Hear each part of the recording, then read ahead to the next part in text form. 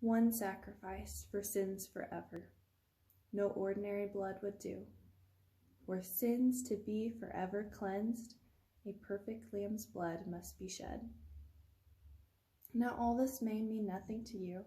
You may scoff at what I know to be true. The day will come, my friend, when you will answer for your sins. The choice has been left in your hands. Should you choose to ask where this perfect lamb may be found, I would love to tell you of this love unbound. The Prince of Peace, God's only Son, saw only a future in hell for us. With a heart full of love, he said, I will go and pay the debt so they will know.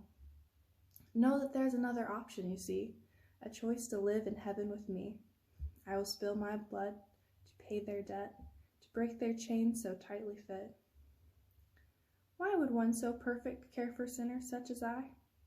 Only he himself could say why. What comes next brings tears to my eyes, for it is an awful way he had to die. God's perfect Son, who has never done wrong, was mocked and beaten by the mob that thronged.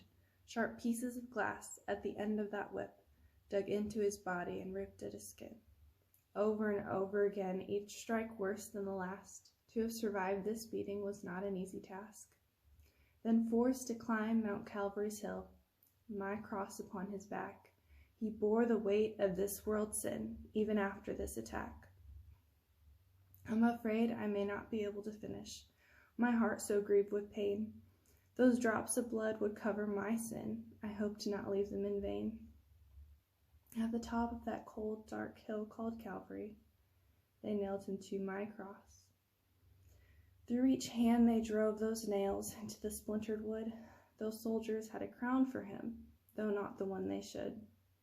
This crown was one of thorns that they drove into his head as they scorned. It is finished, the last words he said before his final breath of air. No longer will any sacrifice be needed here.